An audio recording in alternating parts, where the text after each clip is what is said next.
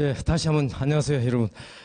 저는 수출입 절차 부분에 조금 전 앞에 훌륭한 강의를 한 양성현 위원과 함께 상담을 해드리고 있는 강동우 상담 전문위원입니다.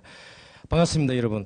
오늘 제게 주어진 시간은 50분으로는 걸로 알고 있습니다. 그러나 3시간짜리 강의 같은 1시간짜리 강의를 최대한 여러분들에게 이 귀하신 시간에 내어서 오셨기 때문에 제가 최대한 좋은 콘텐츠로 가성비가 있는 강의를 드리도록 노력하겠습니다. 사실 제가 맡은 이 수출과 수출 실적은 한마디로 많으면 많을수록 좋다. 아주 여러분 머릿속에 확 들어오죠. The more the better 뭐 이렇게 되어 있는데요. 여러분 어떻게 동의하십니까? 네, 맞습니다. 그렇죠. 그러면 수출과 수출 실적은 과연 어떠한 관계에 있고 그 내용을 어떤 건지 우리가 정확하게 알아둘 필요가 있겠죠. 그리고 여러분들이 수출 실적이 많으면 많을수록 과연 여러분 회사가 누릴 수 있는 그 혜택은 뭔지 그게 사실 제일 중요하죠. 예, 수출 실적을 위한 실적이 아니라 그 실적을 통해서 차곡차곡 쌓아올림으로써 여러분 회사가 누릴 수 있는 발전할 수 있는 그러한 모멘트, 즉 커다란 베이스가 된다면은 더 이상 좋을 건 없다고 봅니다.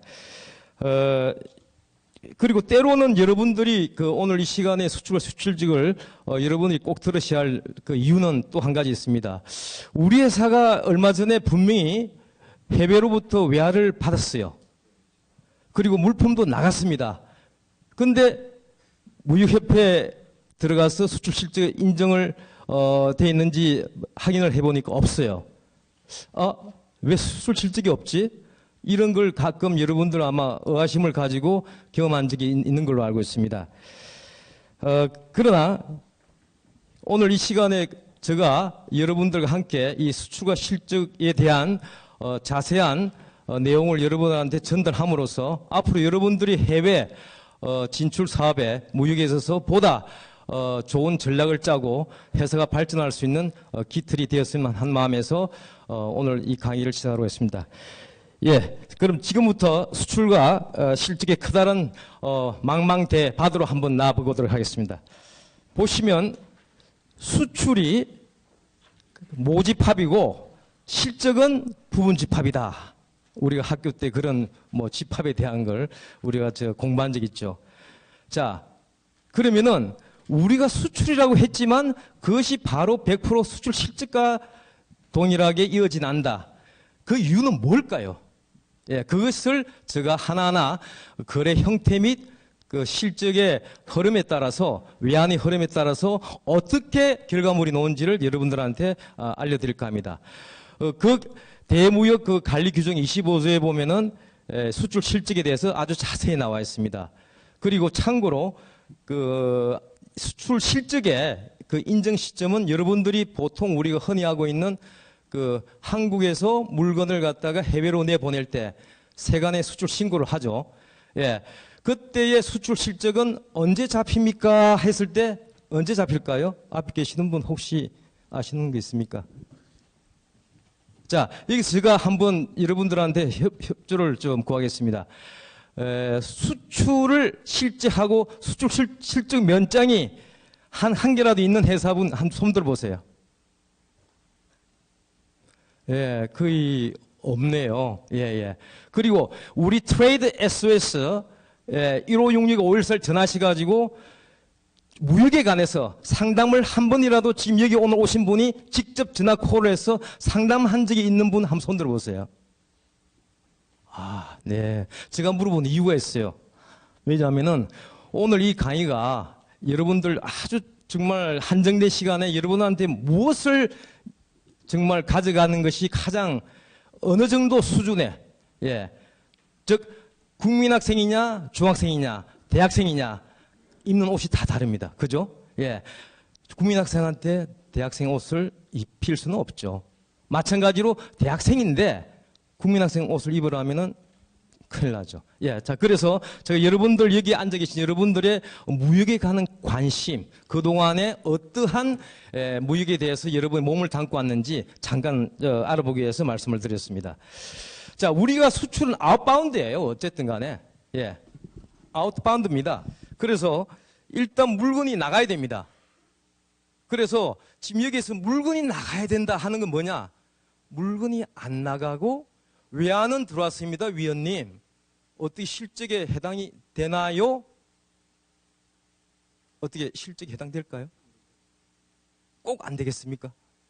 되는 방법이 없을까요? 오늘 그걸 한번 들어봅시다. 예, 물건 안 나가도 실적이 잡히더라 이겁니다. 여러분 좋죠? 예, 이때까지 알고 있는 거는 아웃바운드만 알고 있었는데 여러분들이 고정된 관념을 깨십시오. 예, 지금은 또 그걸 저희들이 알려드리겠습니다. 자, 그러면은 여기에 나와 있는 대로 오른쪽 하단에 물품 대금이 있어요. 또 하나 질문이 나갑니다. 물건이 나갔으니까 외화가 들어와야 되겠죠. 분명히죠. 외화가 안 들어왔어요. 나갈 때는 실적이 잡혔는데 돈을 못 받았습니다. 어떻게 실적이 변동이 생기겠까요? 아, 생긴다고요? 옛날에는 그런지 몰라도 앞으로는 외화가 들어오고 나가는 거에 관계없이 물품이 정식 세관에 신고되면은 실적은 여러분들 회사의 실적으로 정확하게 잡힙니다. 예. 한 박수 주십시오. 예. 그래서 지금 이러한 여러 가지 사실들이 여러분들이 그동안 과연 어떻게 실적이 어떻게 결정이 되는지를 몰랐을 텐데 지금부터 하나하나 우리가 그에 대한 내용들을 보면서 파악을 해보도록 하겠습니다.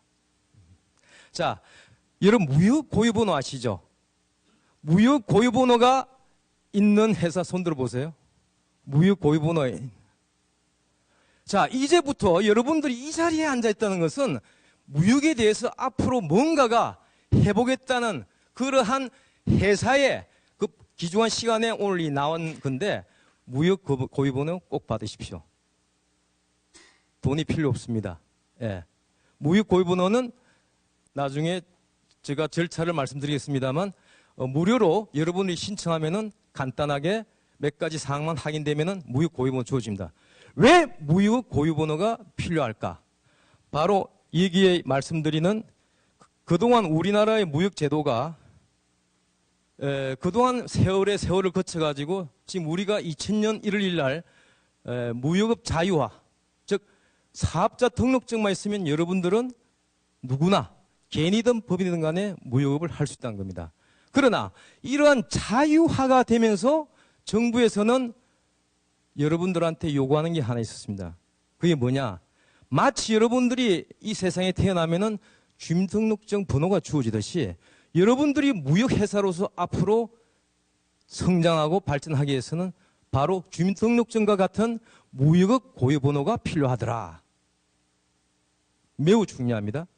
예, 없어도 되겠지만 앞으로 무역 고유번호가 있음으로 해서 해외 지사도 나갈 수도 있고 무역 고유번호가 없음으로 해서 실적을 알아볼 수가 없어요. 대단한 중요한 고유번호죠. 예. 자, 그래서 제가 첫 서두에 무역 고유번호에 대해서 제가 여러분들한테 코멘트를 해드리고 있습니다.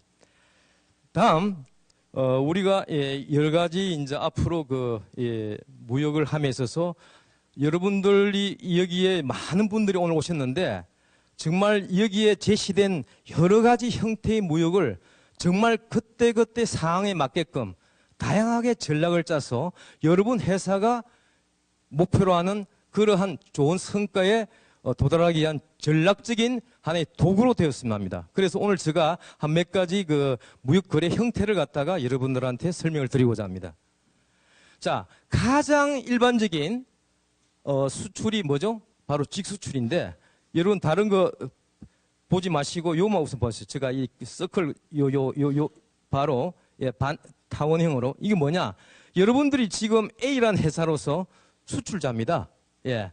그리고 오파를 내었고 그 오파에 대해서 프로포마 인보이스 다 똑같습니다만 거래 제의를 했을 때 바이어가 억셉트가 됐어요.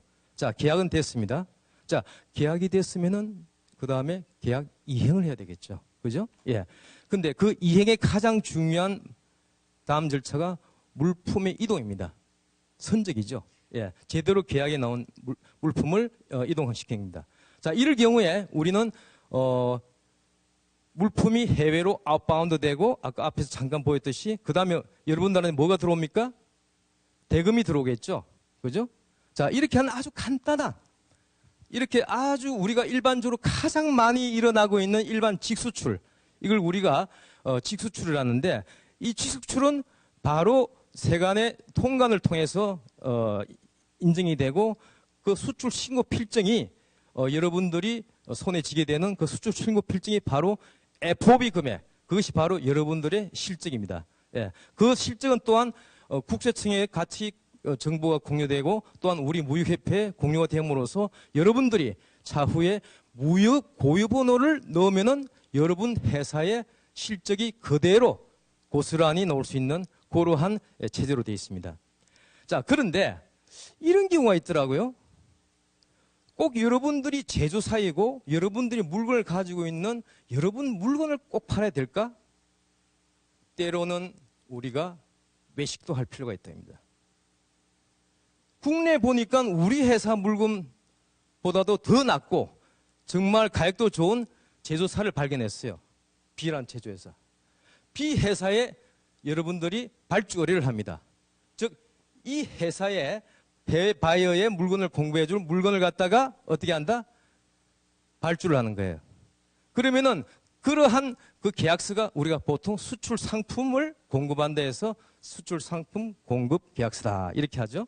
예. 근데 이건 대개 보면은 이렇게 이루어지지만도 바로 여러분들이 오늘 이 시간 이후에 무역을 처음 하시던 분도 있겠지만 또 중간에 무역을 어느 정도 한 분도 가능하면은 실적을 항상 머릿속에 염두에 두십시오.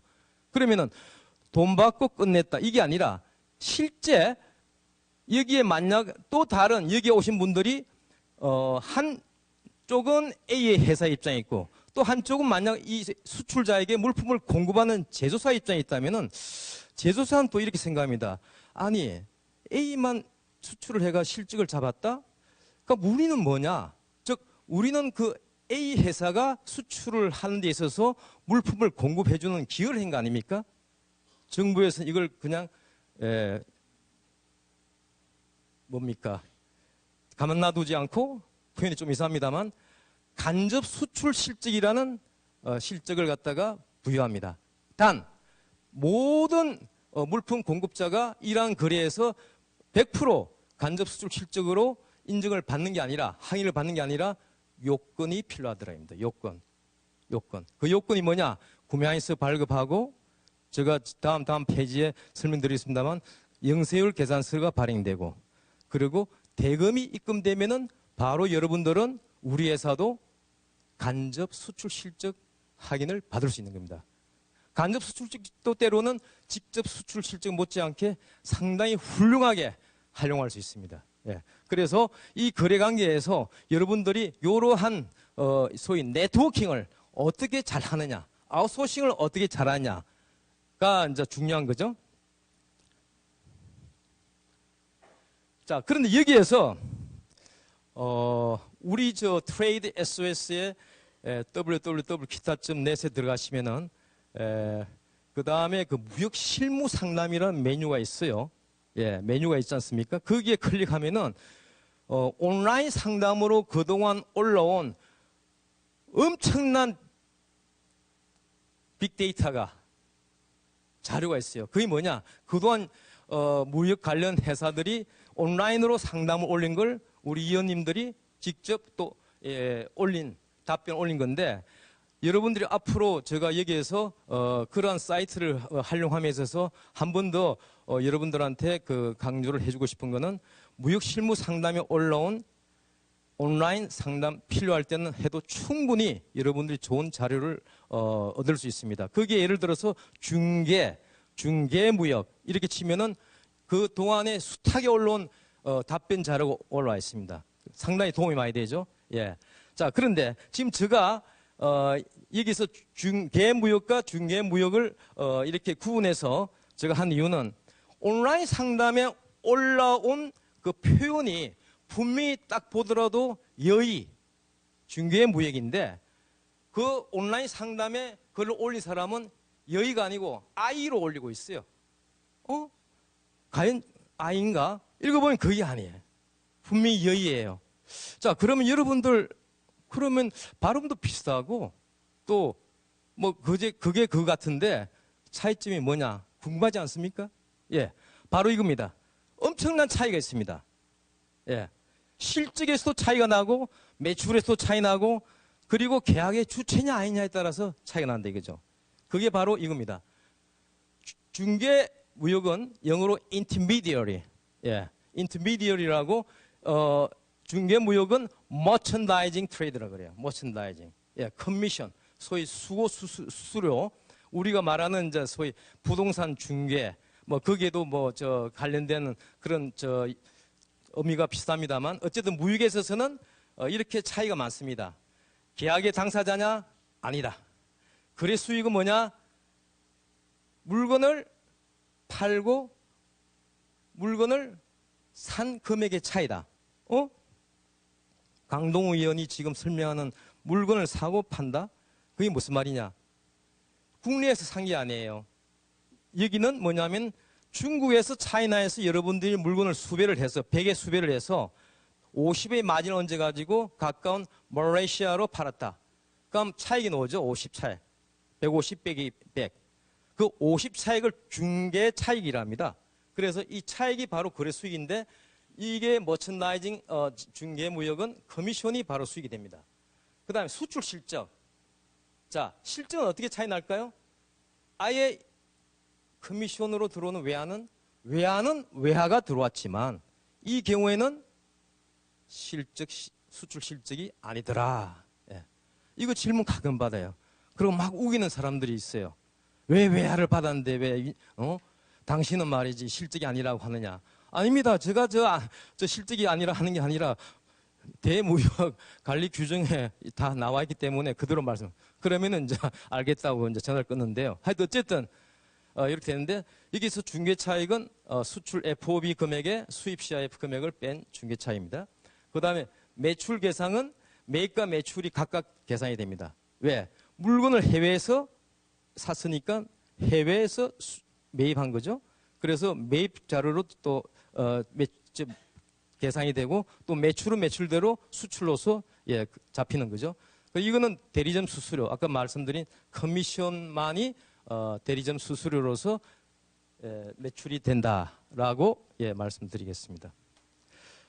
이렇게 강의를 하다 보면은 제가 항상 궁금한 게 여러분 눈빛을 이래 보면은 아주 눈빛이 정말 뭔가 이렇게 정말 빛이 날 정도로 뭔가 바로바로 그냥 이 스폰지 물 흡수하듯이 들어온 사람이 있는가 하면은 이해가 된 것 같기도 하고 뭐 제가 투심수를 하는 건 아닙니다만 자, 왜 이런 말을 하는가 하면은 오늘 이 시간에 여러분들 시간을 흘러가면 영원히 돌아오지 않습니다.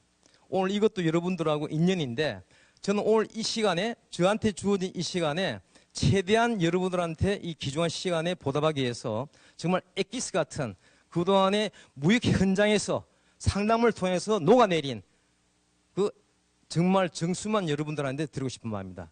이때 박수 한번 치셔야죠. 네. 안 그렇습니까?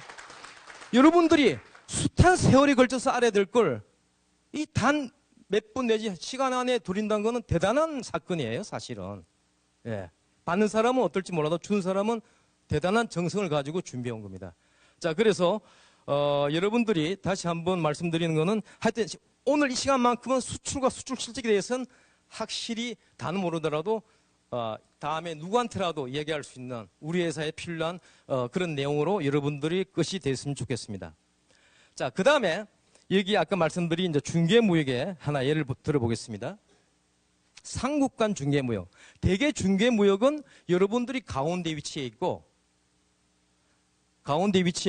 그 다음에 이렇게 해외에 바이어와 물품 공급자가 있습니다. 자, 이거는 지금 여기에 놓은 거 보면은 중국에서 물품을 사가지고 이 국기가 어디죠? 예? 말레이시아죠. 이렇게 말레이시아 바이어가 먼저 이렇게 처음에 시작이 된 거죠. 여러분들한테 접촉이 왔어요. 아니면 여러분들이 말레이시아 바이어를 접촉해가지고 계약을 했습니다. 오다를 받았는데 가만히 생각해 보니까 국내보다는 우리가 알고 있는 여러분들이 때론 중국에 공장도 있을 테고 아니면 누구 소개를 받아가지고 공장을 통해서 소싱을 했다. 근데 계산을 두드려 보니까 이야기가 된다 이거죠. 그래서 얼른 중국과 물품을 사는 계약과 동시에 물품을 인도했을 때 이런 중개 모욕이 멋들어지게 이행이 됩니다. 자, 이때 수출 실적은 그러면 수출 실적이 어떻게 됩니까 이 경우에? 수출 실적이 안 잡히죠. 저 실적이 어떻게 잡힙니까? 조금 전에 제가 중개 모욕의 수출 실적 말씀드렸죠. 차익 잡힙니다. 아, 예. 예. 네. 아, 정말 너무 좋은 질문입니다. 예. 답변 드리겠습니다. 원래 대무역 관리 규정에 지금 말씀대로 그렇게 나와 있어요. 중개무역이란 수출할 물품을 한국에서 통관하지 않고, 자, 통관하지 않고 외국 물품 상태인 거예요. 통관하면 외국 물품이 돼버리거든요. 통관하지 않고, 통관하지 않은 물품을 일어났습니다. 통관하지 않고가 아니라 통관이 안 된 물품을 외국으로 인도하는 거 이래 돼 있어요. 자, 두 가지 답이 옵니다. 중개무역을 하다 보면은 불가피하게 우리의 시장 정보가 바이어 셀러 정보가 상대편에 노출되는 경우에 왜? 서류를 줘야 되기 때문에. 그렇지 않습니까? 이러면 안 되죠. 여러분들이 정말 고생해서 개척한 주요한 바이어인데. 그래서 한국에 일단 들어와서 경유해서 세관에 신고를 합니다. 예? 그리고 통관 안 합니다. 다시 어떻게 한다? 반출하는 거예요. 반송. 그런 식으로 해왔습니다. 그런데 요즘은 어떻게 합니까? 실제 그렇게 후퇴어 운임을 들이가면서 한국에 왔다가 왜 합니까? 바로 목적지로 보냅니다. 아시겠죠? 그러면은 그러면 서류가 어떻게 그대로 저쪽으로 가면 안 되죠. 그래서 그 서류를 우리가 다 대체를 하는 거예요. BL에는 아까 우리 양 의원님 잘 설명했듯이 컨사이니는 그다음 우리 회사로 했던 걸 그다음에 저쪽 최종 바이한테로 스위치하고 엑스포트는 우리 회사 중개하는 우리 회사 이름으로 스위치하고 이러한 절차를 다 밟아가지고 상대편이 바이어를 서로가 공급자하고 서로가 정보 노출이 안 되게끔 그러한 방법으로 요즘 중개무역을 많이 하고 있습니다. 예, 아시겠죠? 중개무역 상당 많이 들어옵니다. 정말 많이 들어옵니다. 그러나 단순한 중개 여의무역이지만 그에 대한 전략과 여러분들이 실제 중개무역을 하게 놓인 위치에서 짜여지는 여러 가지 시츄에이션, 포지션 이건 굉장히 다양합니다. 그래서 상담을 하다 보면은 저희들도 많이 배우죠. 예. 자, 다음 넘어가겠습니다. 자, 이거는 좀 특이합니다. 같은 중개무역인데 from China to China예요. 요즘은 중국에서 중국으로 보내는 방법도 사람들이 어떻게 참 좀 심하게 말하면 제주도가 좋다 할까? 자, 가능합니다. 그런데 하나 다른 점이 있어요. 여러분들이 꼭 신경 써야 될 게 결론부터 말씀드리면은 중국에서 중국으로 물건을 보낼 때는 중국 정부에서 볼 때는 이건 내수거래입니다. 내수거래예요. 수출이 아니에요. 수입이 아니에요.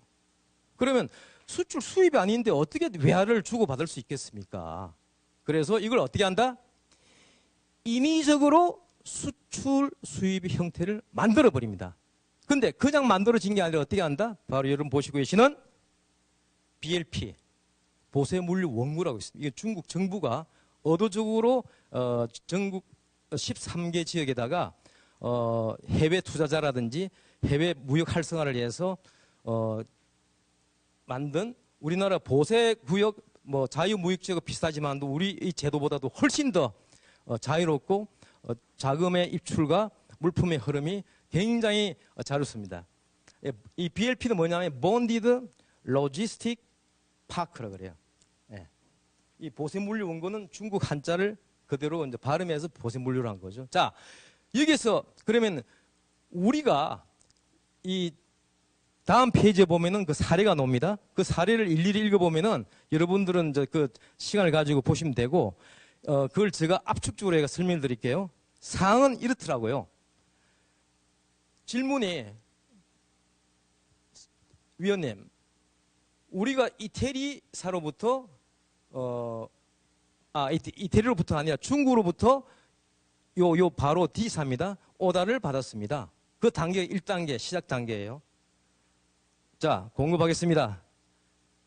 그래서 그 물건을 수배를 해보니까, 인터넷이나 하여튼 그런데 이태리에 있는 B사라는 회사가 아주 그 물건을 잘 만들고 있다는 소문을 들었습니다.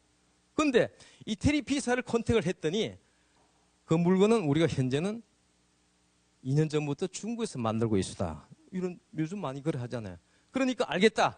그래서 이쪽에 양해를 구하고 매매 계약을 체결하고 우리 여러분 회사인 A사가 어떻게 합니까? C사한테 중국에 물품 제조 의뢰를 합니다. 아니 구입 의뢰를 하는 거죠. 그러면서 뭐라고 하느냐? 물건은 최종 D한테 가는 것이다. 즉 from China to China예요. 자, 이럴 때 여러분 고민이 딱 되는 거예요. 그래서 상담이 들어왔습니다. 이럴 때는 위원님 어떻게 외환을 주고받고 어떻게 실적은 잡히나요? 했는데 제가 설명을 이렇게 드렸죠. 네, 그런 경우에는 일단 무조건 이 거래가 되기 위해서는 필수적으로 BLP에 입고를 해야 됩니다. 먼저. 바로 엔드 컨슈머 엔드 바이어한테 딜리버리가 되지 않고 BLP를 거쳐서 인도해라. 이 얘기입니다. 자, BLP 특징은 이겁니다. 일단 모든 물건이 BLP로 들어오면은 세관장이 이제 판단을 하는 거죠. 그럼 오케이 들어와도 좋다 이러면은 수출로 잡혀요. 수출로 잡혀요. BLP에 넣었다는 그 이유 하나만으로 수출로 잡혔다 이겁니다. 자, 수출로 잡혔다는 것은 외국 물건이 되어버린 거예요. 물론 보세구역, 자유무역지역의 특징을 아시지 않습니까? 그 구역은 politically 코리아지만도 그 무역 컨셉에서는 외국이에요. 예. 그래서 중국도 마찬가지. 그래서 이 물건을 어떻게 합니까? 수출을 했으니까 물건을 갖다가 물건을 받을 수 있죠. 그 다음 그 물건을 외국 물건을 다시 또 수입 통관 절차를 거칩니다. 예. 그래 해서 최종적으로 이 D사의 물품이 공급됨으로써 외화가 보낼 수 있고 받을 수 있는, 즉 수출과 수입을 인위적으로 제가 말씀드린 대로 만들어짐으로써 외환 거래도 문제없이 완성되는 거죠. 예. 자, 그래서 이런 거래도 여러분들이 고민하지 마시고 베트남에서 베트남으로 또 가끔 상담이 또 들어와요. 베트남에서 베트남으로 갑니다. No problem. 베트남에도 역시 보세 물류 원고는 없지만 보세 구역에 납품을 해서 하는 방법을 우리가 안내해드리고 있습니다. 이건 아까 설명드린 조건이었어요. 자, 그 다음에 여러분들 그 상국간으로 우리가 이제 쭉 살펴봤는데 한자가 더 붙었어요. 국가는 상국가인데 국내 한국에 갑과 을이 딱 이렇게 배치를 하고 있어요. 그건 어떤 경우일까요? 아주 재미있어요, 이 거래가. 사실 알고 보면. 그러고 설명할 거리도 참 많습니다. 그리고 앞으로 여러분들이 꼭 한 번쯤은 전략적으로 한번 그걸 짜가지고 해볼 필요도 있는 겁니다. 자, 한번 볼까요? 이 경우는 먼저 end buyer. 자, 이 국기가 어디입니까? 여러분들 아주 인터내셔널라이제이션 됐습니다. 유나이티드 아랍 에미레입니다. 예. 그 다음 여기는 차이나죠. 자, UAE로부터 오다를 받았어요. 예. 오다를 받았습니다. 근데 이 오다를 받았으면 갑은 여러분은 바로 중국에다가 제조 의뢰나 물건을 사가지고 하면 될 텐데 그게 아니라 한국에 보니까 B가 지금 이 유나이티드 아랍 에미레이 엔드 바이어가 원하는 물건을 가장 잘 만들고 있더랍니다. 오케이, 컨택했습니다. 하겠대요.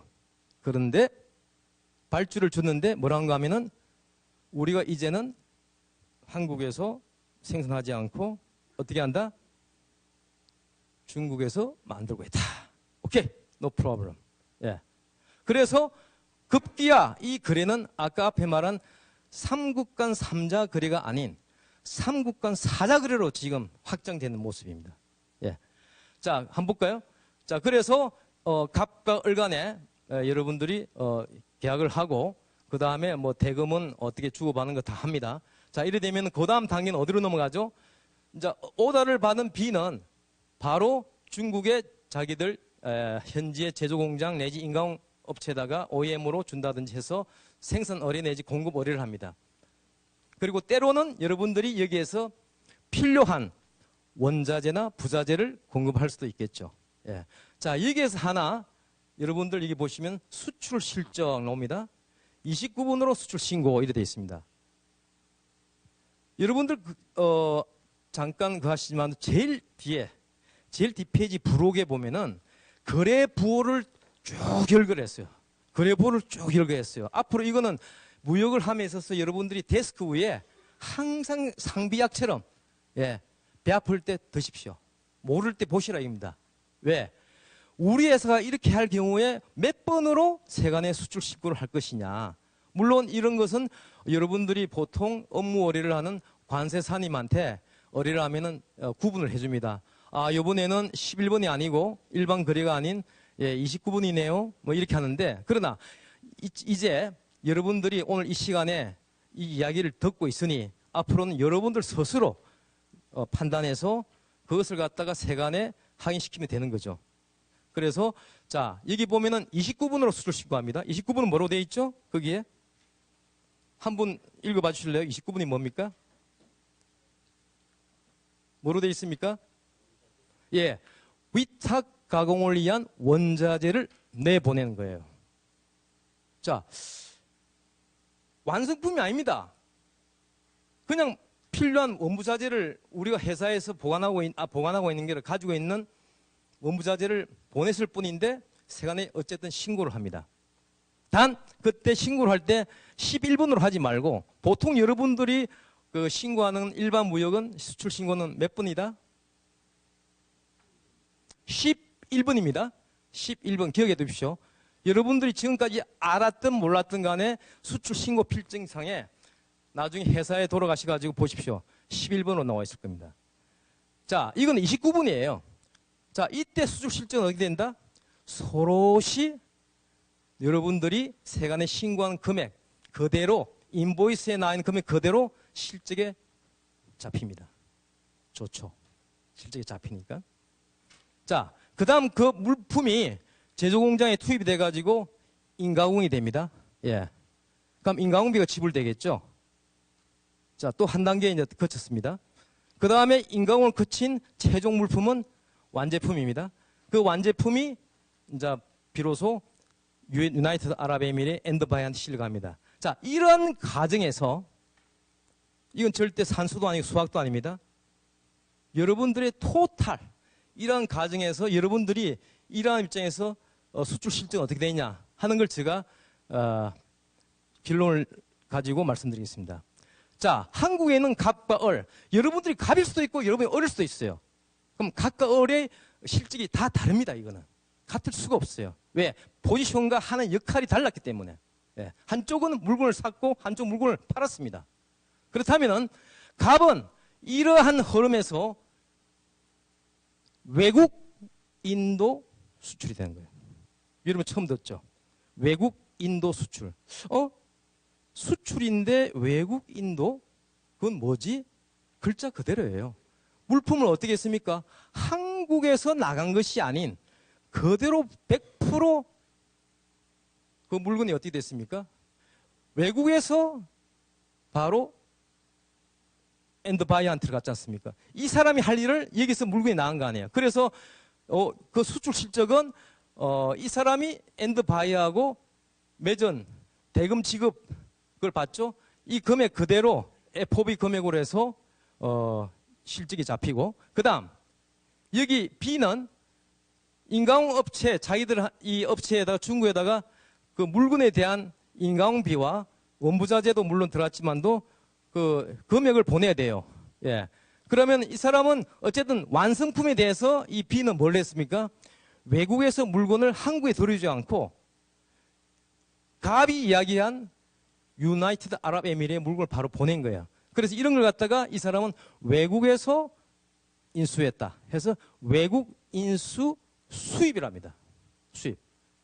다시 한번 정리하면은 이러한 상국 간 사자 거래에 있어서는 갑의 경우는 외국 인도 수출로 소롯이 수출 실적으로 인정을 받고 을의 경우에는 외국 인수 수입의 형태로 돼서 수입 실적으로 다 잡힙니다. 예. 그 다음에 해외 위탁 판매 거래가 있어요. 뭐냐면은 이러한 그 거래 형태도 제법 심심찮게 저희들 트레이드 SOS에 전화가 걸려오는데요. 뭐냐? 위원님, 저희 회사가 전략을 좀 바꿨습니다. 어떻게 해요? 일단 월마트에서 자기들이 필요한 물량을 매번 오더를 내서 대금 지불하고 싫답니다. 그럼 어떻게 하겠다는 겁니까? 일단 물건을 갖다 놔랍니다. 뭐냐? 즉 100만 불인 100만 불, 50만 불 50만 일정 물량을 갖다가 일단 수입지 거기에다가 물건을 내보냅니다. 그러면은 그런 경우에 우리가 어떻게 봐야 됩니까?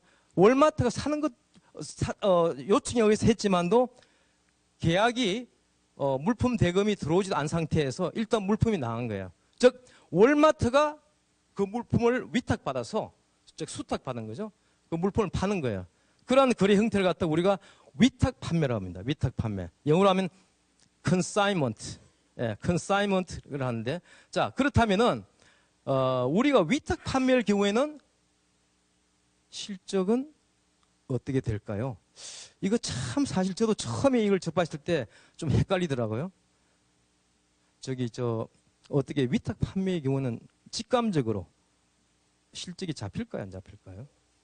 예? 박수 한번 보냅시다. 예, 어쨌든 박수 한번. 예. 잡힌답니다. 맞습니다. 잡혀요. 예, 잡힙니다.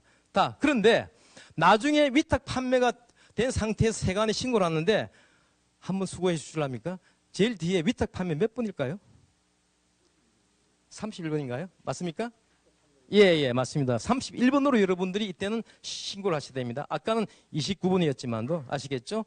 그래서 이런 거래 부호가 하나하나 사례를 통해서 여러분들한테 머릿속에 심어준 이유는 무조건 11번이 아니에요. 왜? 여러분들이 물건이 다시 들어올 때도 있고 뭐 여러 가지 거래 형태가 있는데 파이널리 그 물품과 돈의 흐름이 다 다르게 움직이기 때문에 신고하는 그 번호가 이렇게 거래 보호를 다 맞추어서 잘 하셔야 된다는 겁니다. 예. 자, 그래서 이 경우에는 위탁 판매인데 남은 물량은 예를 들어서 이렇게 됩니다.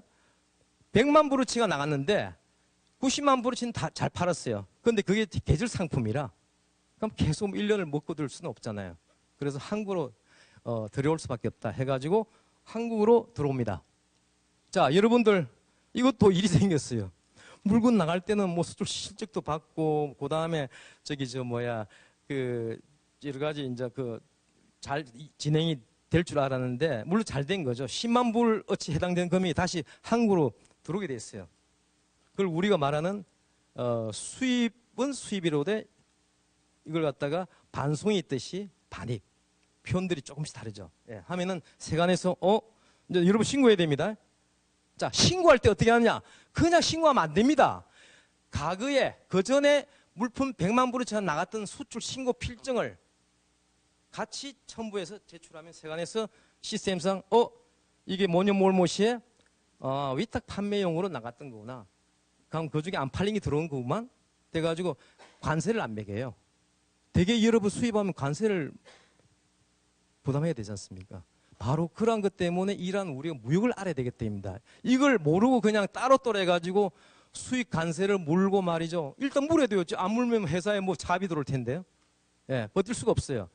그래서 우리가 이런 knowledge power가 아니라 이제 knowledge is money예요, money. 예, 특히 무역에 있어서는. 예.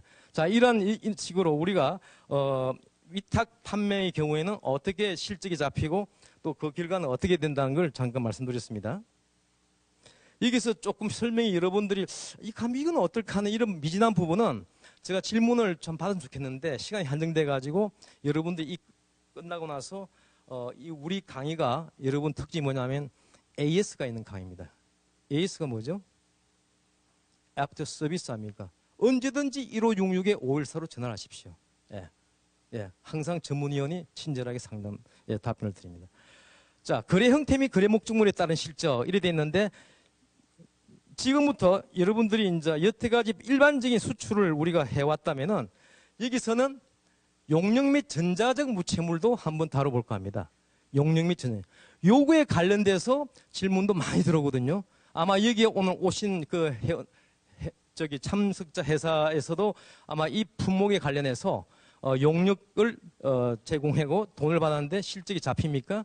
전자적 뭐 소프트웨어를 수출했는데 어떻게 실적이 잡히나요? 전자상거래에서 온라인으로 판매한 물건이 어떻게 잡히냐. 그것이 지금 남은 시간에 여러분과 같이 한번 설명을 드릴 내용이 되겠습니다.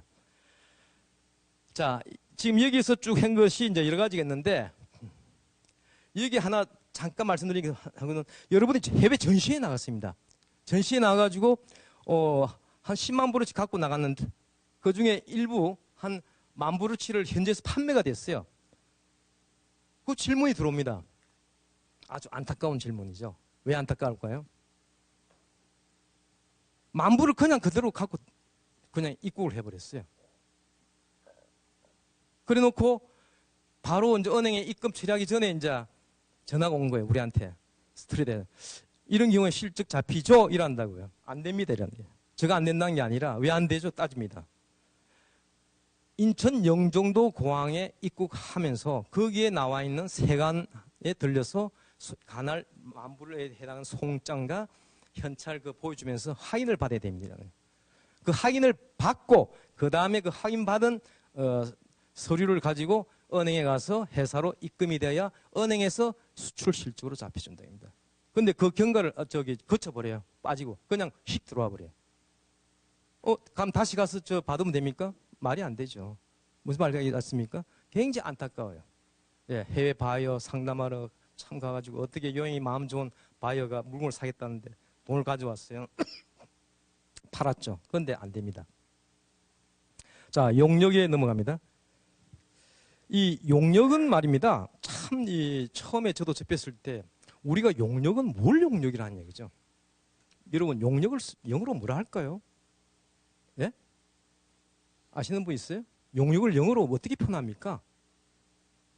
복잡하게 생각해요. 서비스라고 그러고요. 제가 찾아봤어요. 서비스라고 용역이라 하더라고요. 거기 앞에 어떻게 붙냐에 따라서 어떤 서비스냐 달라집니다만 여기에 쭉 나와 있는. 자, 아래에 해당하는 업종에, 자, 업종 나왔습니다. 사업을 영위하는 자가 제공하는 용역이다. 외국인에게. 그리고 정당한 외화를 받았을 때 그것을 갖다가 정당한 절차에 따라서 수출 실적 인정을 올리면은 수출 실적 인정이 됩니다. 예. 그래서 매우 중요하죠. 예. 그리고 또 여기 보면은 거의 다라고 보시면 돼요. 예. 그 다음에 수출 유망 산업인데 산업통상부 장관이 정하게 고시한 업종 이게 나와 있는 데입니다. 뭐 금융, 임대, 광고, 보건, 연구개발. 이게 보니까 8번에 보면은 8번에 2017년도 뭐 거의 얼마 안 됐죠. 5월달에 추가됐다고 하는데 연구개발이 뭐냐? R&D 사업이 R&D. 외국의 회사의 청탁에 의해서 여러분 회사가 R&D를 갖다가 서비스를 제공할 경우에 그것도 외화가 들어오면은 당연히 정당하게 수출 실적으로 잡힌다는 겁니다. 예, 아시겠죠? 자, 오늘 오신 분 회사 중에서 엔지니어링, 토목 엔지니어링 하시는 회사 한번 손 들어 보실래요? 없습니까? 제가 물어본 이유가 있어요. 어떻게 이 사례를 상담 올라온 그대로 제가 이제 캐치업해가지고 했는데, 하고 있습니까? 대표님, 안녕하세요. 반갑습니다. 수고를 좀 해주셔야 되겠는데, 지금 질문을 해주세요. 저 위에 첫 박스 있죠? 요걸 쭉 좀 읽어줘 봐주시죠. 저희 회사는 토목 엔지니어링 서비스를 국내에 제공하고 있습니다. 용역 및 우체물 수출 실적 발급에 관련해서 몇 가지 문의 사항이 있습니다. 1. 토목 엔지니어링의 경우 계약 금액을 기성에 따라서 나눠서 받는데 이 경우에는 어떤 시점에 수출 실적 발급을 신청하여야 하는가요? 100% 기성을 지급받지 못한 시점에도 수출 실적이 가능한가요? 2. 토목 엔지니어링의 서비스의 경우 국내 국가기관, 기업이 발주한 해외 프로젝트를 수행하기도 합니다. 이 경우에도 용역 서비스 수출 실적 발급 대상인가요? 네, 감사합니다. 수고하셨습니다. 예, 이런 상담 전화를 지금 제가 받았습니다. 답변은 용역 전자무채물 이런 경우에는 그 용역 제공 내용, 그 계약서죠. 그런 영수 시점을 기준으로 수출 신고 실적을 이제 인정하고 있습니다. 예. 그래서 기성고가 전체를 100으로 했을 때 요번에 10% 기성이 돼서 10% 돈을 받았다. 신청하시면 됩니다. 실적으로 인정됩니다. 꼭 100% 완성돼서도 해도 되겠지만 우리 회사 실적이 매우 고파요. 요번에 수출 포상 신청도 해야 된단 말입니다. 그럼 이렇게 분할로 해서 실적 인정을 받으시면 됩니다. 아시겠습니까? 네, 감사합니다. 예. 그리고 국내에 그 제 하청을 주술 경우에 그건 조금 있으면 이제 구매 아이스가 나오는데요. 구매 아이스를 끊어줘가지고 그 업체도 간접 수출 실적으로 해서 받을 수가 있습니다. 네. 아주 훌륭한 실적에 대한 시스템이죠. 그 다음에 전자적 무채물. 전자적 무채물. 여러분들이 너무나 뭐 우리나라 IT 강국 말은 하지만도 이런 전자적 무채물이 상당히 그 파악이 전체로 안 돼 있습니다만 산발적으로 아주 많이 하고 있는 거예요. 특히 우리나라는 게임 수출 국가인데 이런 경우에 여러분들은 어떻게 수출하시나요? 혹시 게임이나 개발한 이런 회사에서 오신 분 한번 손들어 보실래요? 예. IT 쪽에 오신 분 없습니까? 예. 자, 이 경우는 일단 여러분들이 그 하는 방법은 다운로드를 받게 해서 이제 그 결과물에 대해서 그 다음에 돈을 이제 받는 이런 순서가 되겠습니다만, 자, 돈을 받았습니다. 그러면은 여기 하나 분명히 해야 될 거는 소프트웨어는 형체가 없는 무채물이더라 이겁니다. 무채물. 예, 무채물. 제가 오늘 시간 있으면 이 백보드에 좀 쓰기도 하기도 하기 때문에 시간에서 제가 활용을 안 하고 죄송합니다. 그래서 무채물인 경우에는 세관의 신고 대상이 안 돼요. 신고할 게 있어야죠. 그래서 돈이 들어왔어요. 그럼 그 돈이 들어왔으면 그 돈 들어온 외화 입금 증명서와 그 다음에 해당되는 그 관련 계약서, 그 다음에 사업자 등록증에서 수출 신고 인정 절차를 밟으시면 됩니다. 그런데 하나 여기서 이 소프트웨어를 워낙 방대해가지고 이 다운로드 받는데 굉장히 좀 문제가 있어요. 예를 들어서 인터넷이 우리나라 같이 발달 안 된 나라들은 어떻게 합니까? USB나 CD에 담아서 보낼 수도 있겠죠. 그러면 그게 어떻게 돼요? 갑자기 없던 무채물이 어떻게 된다? 유채물이 돼버렸어. 그럼 유가 붙은 물에 세관에 신고를 해야 됩니다. 아시겠죠? 예.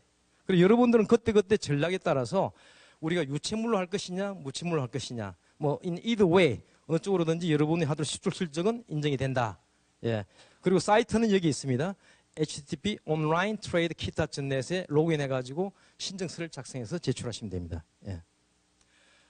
자, 여기에 이제 그 하나 상담 사례가 있는데요. 소프트웨어를 해외 바이오에 제공할 경우에 수출식 인정 절차는 어떻게 되며 거꾸로 지사를 통해 당사가 해외 소프트웨어를 유료로 다운로드해서 사용하고자 할 때 이건 이제 거꾸로 해외에서 우리가 소프트웨어를 또 수입하는 경우가 있죠. 이럴 경우에는 아까 제가 말씀드린 대로 그 온라인으로 바로 보내는 방법과 때로는 CD에 담아 개인이 어떻게 됩니까? 휴대하고 그쪽 바이오 국가에 가서 전달하는 방법도 있겠죠. 예. 그때는 반드시 신고를 하는데 이때는 여러분들이 가는 경우도 있겠지만 여기 난 특송업체를 통해서 송부하는데 자 여기서 중요한 건 상담에서 많이 상당히 안타깝게 생각은 뭐냐면은 EMS로 보냈습니다, 위원님. DHL로 보냈어요. 외화도 다 받았어요. 실적 인정 안 되나요?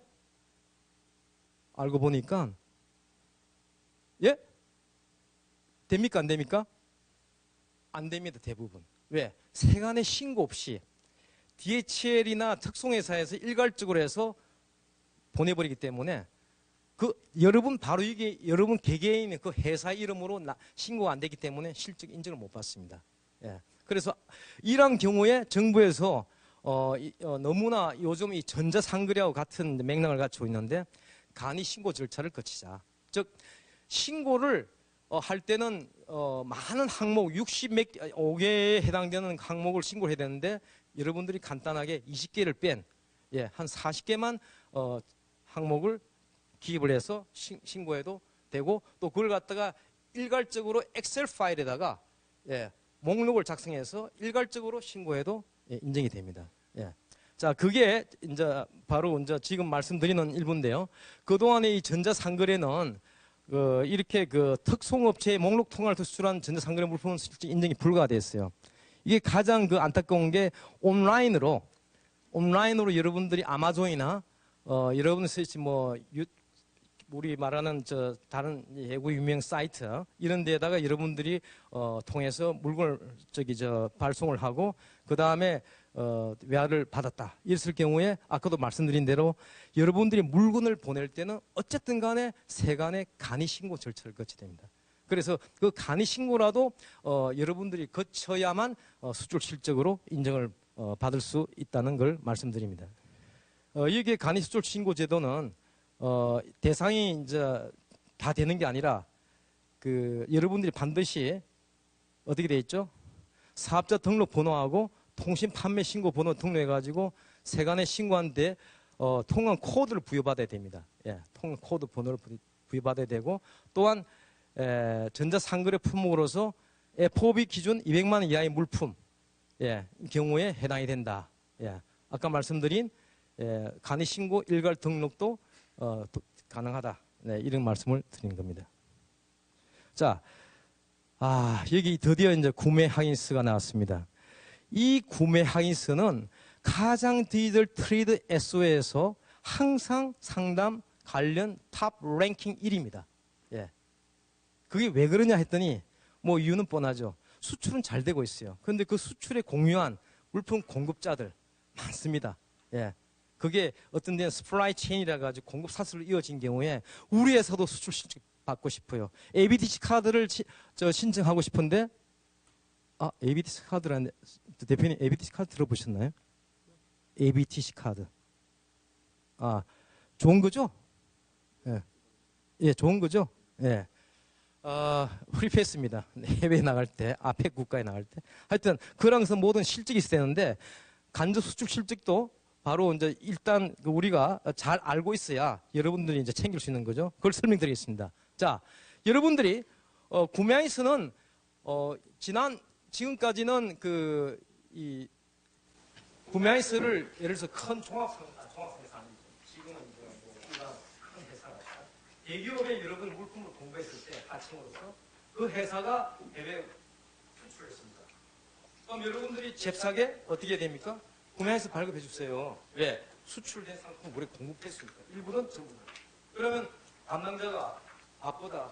우리 그냥 부가세 10% 얹을 테니까 그냥 해준다. 이래다가 굉장히 민원 내기 많았는데 이제는 정부에 비해서는 안 되겠다. 말은 중소기업들 수출 기업하지만 이런 민초적인 이런 민원이 해결되지 않고는 안 되겠다 해가지고 이게 의무적으로 이제는 여러분들이 만난 물품 수출 상품에 대한 제조사 내지 공급자라면은 수출자가 여러분들이 요청했을 때 구매한서를 의무적으로 발급해 줘야 됩니다. 아시겠죠? 의무적으로. 의무적이라는 것은 안 해줄 경우에 돈. 무슨 말 알겠죠? 그래서 제도가 바뀌었습니다. 그래서 과감하게 요청을 하시고 주로 유트레이드 허브 KT넷을 통해서 들어가서 신청을 하게 되고 그 다음에 구매한서가 이제 발급되고 그 다음에 여러분들은 그 구매한서가 발급된 그걸 근거로 해서 물품을 이제 어떻게 보면 구매한서는요 PO입니다. 발주서죠. PO인데 거기에 따라서 공급을 하게 되면은 여러분들은 공급자로서 그다음 뭘 해야 되겠죠? 세금계산서 발행해야 됩니다. 그런데 여기서 주의할 건 영세율입니다. 왜? 간접 수출로 인정이 되기 때문에. 아시겠죠? 부가세를 얹은 일반 계산서는 안 됩니다. 그러면 간접 수출 인정을 못 받아요. 영세율 계산서를 발급하면은 그 국세청에 통보가 되고 동시에 그 앞에 구매서가 발급되면은 당연히 다음에 따라올 상황이 물품이 공급된과 동시에 영세율 계산서가 따르기 때문에 이건 국세청과 관련되기 때문에 그 정보가 마치 수출했을 때 수출시가 일정 정보가 이렇게 가듯이 구매서가 발급되면은 그 사실이 발급자와 발급받는다가 그 사실이 구매서 발급 사실이 해당 세무서에 등록이 된다는 것을 선정하고 있습니다. 자, 이렇게 해서 하는데 여기에 순찰 발급이라고 있어요. 네. 이게 뭐냐면은 만약 여러분들이 직접 바로 수출자에게 공고가 이렇게 물품 공급이 아니라 여러분도 역시 중간에서 최종 제조업체를 통해서 물품을 구입했다. 즉 제조사가 여러분들이 80의 물품을 구입을 하고 여러분들은 100에 20을 얹어서 수출을 공급했다면 여러분들은 또 그 수출업체로부터 1차적인 구매에서 발급받은 걸 근거로 해서 그 다음에 80짜리의 구매세를 발급할 수 있다. 이런 것이 예를 들어서 뭐 부품이 이런 것은 순차적으로 계속해서 스플라이 체인에서 인증이 되면은 이걸 갖다가 구매세에서 순차적으로 발급이 가능합니다. 여러 회사들이 어떻게 되니까 혜택을 누릴 수 있는 거죠. 아주 중요한 겁니다. 자, 그런데 마지막에 또 이제 대금 지급이 있는데 아무리 물품이 공급되고 구매서가 발급됐다, 그 다음에 물품이 공급됐다, 영세율 계산서가 발급됐다 하지만 한 가지 딱 남아 있어요. 그 해당 물품 대금이 입금이 안 되면 간접 수출 인정을 못 받아요. 아시겠죠? 그거 했다고 뭐 아닙니다. 반드시 예를 들어서 1억에 해당되는 금액을 공급했는데 오늘 500만 원 받더라다. 그럼 5천만 원치만 수출시키는 게 알겠죠? 그 다음에 또 5천만 원 받을 때 다시 하는 한 때라서 그게 중요합니다. 물품 대금 입금까지가 상당히 중요해요.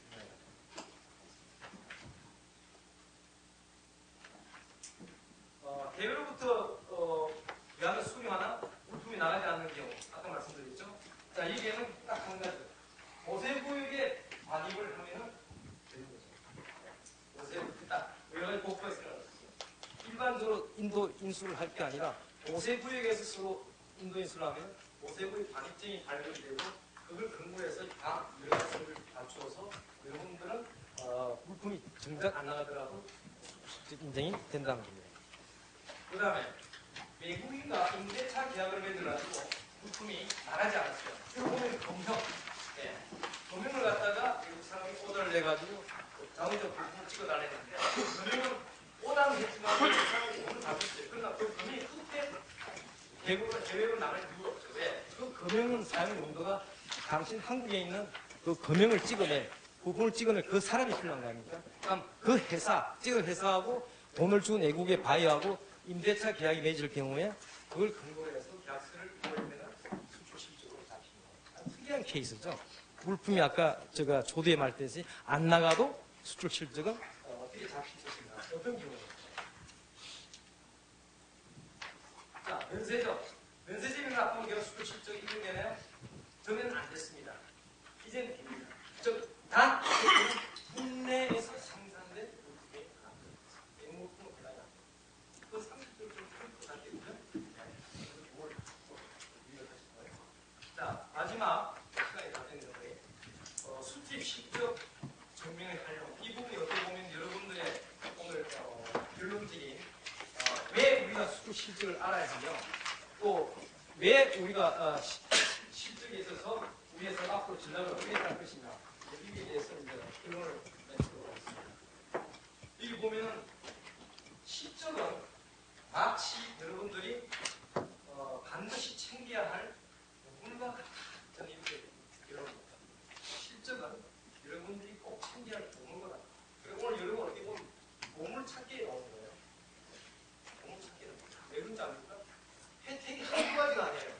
거의 200가지에 해당되는 정부 지원 사비라든지 또한 은행에 가더라도 정책금리, 정부 협회 기금을 할 때도 정책금리, 그리고 미국 공공사의 어떤 받을 때 수술 실적이 있느냐에 따라서 가산점이 있기도 하고 탈락이 된 겁니다. 그래서 여기에 나와 있는 대로 무역금융, 기금융자 우리가 서점 실적 받을 때도 있죠. 100만 불, 300만 불, 500만 불 이렇게 되어가지고 그다음 대에서 설치할 때 10만 불 이상의 수출 실적이 있어야만 대지사에 나오시도록 나올 수 있습니다. 그 다음에 전무의 상자 실적 100만 불인데 이거는 과거 상금은 평균 100만 불씩. 옛날 종합상사예요. 종합상사가 대목에서. 그 다음에 정부의 무역지원기관의 수출 지원 정책. 여기 보면 보험, 무역금융, 대저지, 참가, 포상 이 모든 것이 수출 실적이 얼마입니까 했을 때 제출할 거리가 없다. 참 속설이죠. 그래서 실적을 우리가 보물 찾듯이 챙겨야 되는 이유가 바로 여기입니다. 그리고 아까 말씀드린 ABC 카드. 여러분 ABC 카드 아시는 분 한번 손들어 보세요. 좋은 거는 좀 좋습니다. 안 좋은데. 여러분 나갈 때 수소 뭡니까? 출입국 관리 사무소에 수고에 기다려야 되는 여러분들은 그 스페셜 라인에 그냥 바로 통과하는 자, 이렇게 여러분들이 왜 수출 실적을 챙겨야 되느냐 하는 걸 갖다가 마지막으로 여러분들한테 설명을 드리면서 오늘 저한테 주는 시간 마치도록 하겠습니다. 여러분 감사합니다.